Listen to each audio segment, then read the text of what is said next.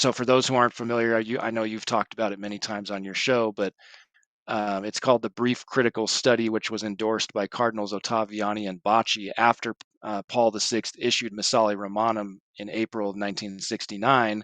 They organized with this small group of Roman theologians got organized. They reached out to some cardinals. Ottaviani and Bacci signed on to it. And according to those cardinals, the Novus Ordo, these are their words from their cover letter to the study.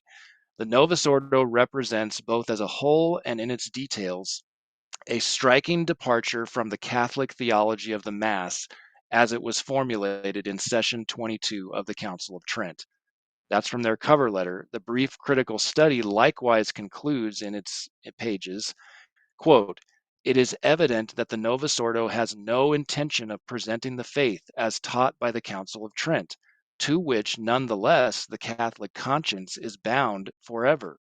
With the promulgation of the new Mass," these Roman theologians say, "the loyal Catholic is thus faced with a most tragic alternative." Where Yeah. does that leave us? I mean, some would say, okay, well, you're just this conclusion, if we take all of this consistently, is you got to set a contest. There's been no real pope could delete, reset, and cancel the Roman rite.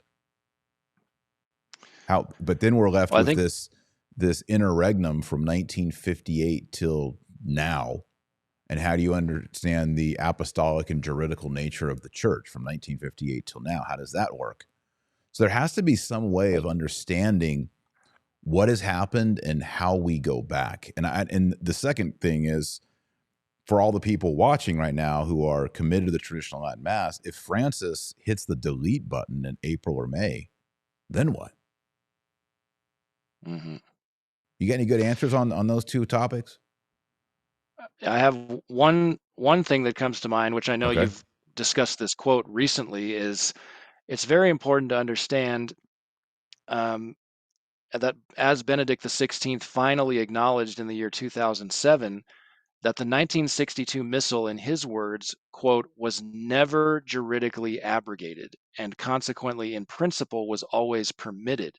So even if it was Paul VI will that all of us get on board with the Novus Ordo and leave the traditional Mass behind, he technically never abrogated it. That's simply a historical fact. Which is awesome. Which means if you were a Yes, priest in 1974 and you're like, I don't want to do the Novus Ordo, I'm using the old one, technically he was right. The old Mass was not abrogated. correct.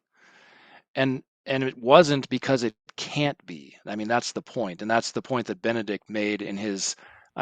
That quote I just read is from his letter to bishops in reference to Summorum Pontificum, the attachment to it, you might say. He goes on in that same letter, "What earlier generations held as sacred remains sacred and great for us too, and it cannot be all of a sudden entirely forbidden or even considered harmful. It behooves all of us to preserve the riches which have developed in the church's faith and prayer and to give them their proper place." That is the traditional Catholic understanding of liturgy right there. Right. And that might be one of the most important legacies of Pope Benedict XVI, to say what earlier Yes. generations held as sacred remains sacred and great for us too. And it cannot be Right. all of a sudden entirely forbidden or even considered harmful. And there's apologists out there who say that the traditional Latin Mass that is harmful. It's considered harmful. It's bad. It's leading people into schism. Right. And It's and it's being not. It's weaponized, being blah, blah, weaponized. blah. And Benedict says no. It Hmm. cannot be considered harmful, and it behooves all of us to preserve the riches which have developed in the church's faith and prayer. Hmm. That right there might be the most important legacy of Pope Benedict XVI, because if Francis does try to cancel and delete the traditional Latin Mass, all we have to do is show that quote. And it Yep. was never abrogated. You know, Francis has, I don't Nope. have the quote right now, but Francis, in, after Traditionis Custodes, talks about there being only one, he gets rid of the ordinary, extraordinary form distinction of Benedict XVI. There can only be one Right. form of the Roman rite. Hmm. and he's trying to delete the ancient traditional Yep. liturgies of the seven sacraments. And I Oh, and you absolutely. are going to say no. Right. We're not going to do it. And there's And going to here's be dozens, hundreds, thousands of priests and bishops who say no. and here's why we're going to say no to Francis, because he made very clear in his recent, his apostolic letter from last June 29th, 2022, Desiderio Desideravi, on the liturgical formation of the people of God, which is basically like kind of trying to sell the Novus Ordo to today's Catholics and convince them that the old liturgy, you don't need to retain it. It's kind of the gist of the letter. But he says in paragraph 31 of that document concerning this, what he calls these tensions around the traditional Mass, quote, "It would be trivial to read the tensions unfortunately present around the celebration as a simple divergence between different tastes concerning a particular ritual form. The problematic," Francis says, "is primarily ecclesiological."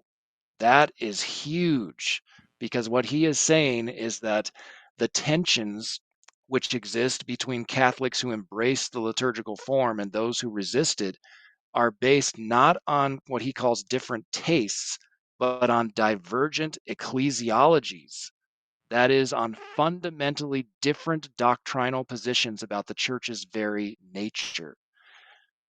So when he's trying to get rid of the traditional Mass, what he's really trying to do is get rid of the church's traditional ecclesiology. That's what we have to understand. And Which that's what is the what, new and what does Mass Francis is. call it? What does he call it? The new ecclesiology. What's the buzzword? Synodality. Oh, yes, That's synodality. that's Exactly. the new ecclesiology, is synodality. That we're going to get away from the Yep. past and we're going to get into synodality. So that's what folks have to understand. There's a lot at stake here at the theological, doctrinal level. It's not just a matter of preference. These Francis and his allies, the reason why they hate the traditional Mass is that they hate the traditional understanding of the church. Right. That's why they hate it. Yes. And you can't Yes. have sodomy and same-sex blessings, and abortion is not always that bad if you just follow your conscience, and contraception and all this nonsense, women's ordination. You can't have all that in the old, real Catholic Church. So you have to Right. recreate and ape it with something new.